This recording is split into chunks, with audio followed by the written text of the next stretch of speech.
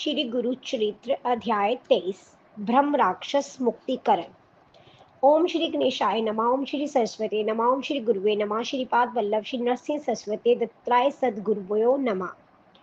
अगली प्रातः जब ये सत्य ग्राम वासियों को ज्ञात हुआ, तब वह बूढ़ी भैंस को दूध देते देखकर आश्चर्य में पड़ गए। ये समाचार समस्त दिशाओं में फैल गया तथा राजा को भी पता चला। उन्होंने इस घटना का सत्यापन उस ब्राह्मण से किया।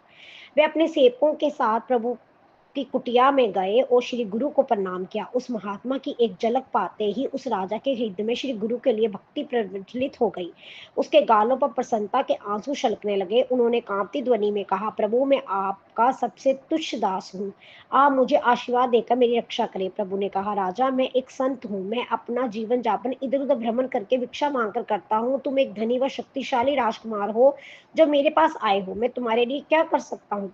राजा ने कहा, प्रभु आप तो ईश्वर हैं जो मनुष्य के रूप में लीलाएं कर रहे हैं, आप एक साधारण व्यक्ति नहीं है। मेरी आपसे विनती है कि आप कृपा करके मेरे नगर को पवित्र करें। श्री गुरु उसकी विनय के समक्ष झुक गए। वह राजसी पालकी में बैठकर चल दिए। राजा ने स्वयं उनकी सेवा की और वह उनके ऊपर छत्र लेकर चले। अन्य सेवक श्री गुरु पर चंबा झुला रहे थे। इसी प्रकार श्री गुरु की सवारी चल पड़ी। राजा के सेवक संपूर्ण मार्ग में डोल मंचारे बजाते चल रहे थे। नगरवासियों ने जय जयकार करके उनके साथ चलना आरंभ कर दिया। पवित्र ब्राह्मण वेदों का पाठ कर रहे थे। राजा स्वयं एक दास की तरह चल रहे थे।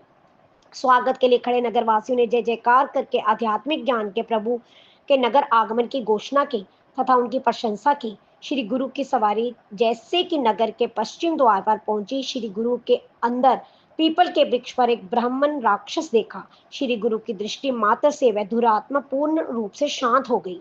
वह पीपल के वृक्ष से उतरी, वो श्री गुरु को प्रणाम किया तथा बोला, प्रभु मैं आपसे प्रार्थना करता हूँ कि आप मुझे इस तज्ज जीवन से मुक्ति दिलावे। कृपा रूपी दिव्य प्रभु ने अपना दायां हाथ आशीर्वाद के रूप में उसके सिर पर रखा। उसकी क्षण वह आत्मा एक व्यक्ति के रूप में प्रकट हो गई। श्री गुरु ने उससे कहा, पुत्र यदि तुम संगम में स्नान करोगे तो तुम्हें तत्काल मुक्ति मिल जाएगी। उस आत्मा ने गुरु के चरणों में प्रणाम किया व संगम में स्नान किया। उसका शरीर उसी क्षण छूट गया तथा उसे मुक्ति मिल गई। राजा प्रभु की शक्ति देखकर आश्चर्यचकित रह गए और उनकी स्तुति की। पालकी जन समूह के साथ नगर में पहुंची। राजा ने तत्काल एक मठ बनवाकर श्री गुरु को उसमें ठहराया।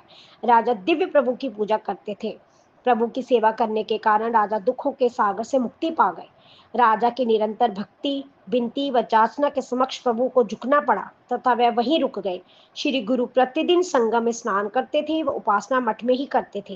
राजा के अतिथि होने पर भी वे अपना जीवन यापन नगर के बाहर के ग्रामों में से भिक्षा मांगकर ही करते थे। वह दोपहर तक अपने मठ में लौटते थे। राजा नित्य दोपहर में साधु के दर्शन करने तथा उन्हें अपनी पूजा अर्पित करने आते थे। श्री नरसिंह सरस्वती का नाम तथा कीर्ति तथा उनके दिव्य चमत्कार अब दूर दूर तक फैल गए थे। हजारों की संख्या में भक्त उनके दर्शन करने आते थे, जिन्हें अपने शरीर, मस्तिष्क तथा आत्मा की व्याधियों से मुक्ति मिलती थी। इस प्रकार श्री गुरुचरित्र परम अमृत कथा, जो कल्पतरु श्री नरसिंह सरस्वती जी का आख्यान, जो सिद्ध मुनि नाम धारक संवाद के रूप में कहा गया है, उसका ब्रह्म राक्षस मुक्तिकरण नामक 23वां अध्याय संपूर्ण हुआ। इसे मैं श्री गुरु दत्तात्रेय को समर्पित करता हूँ। ओम श्री दत्तात्रेय नमः।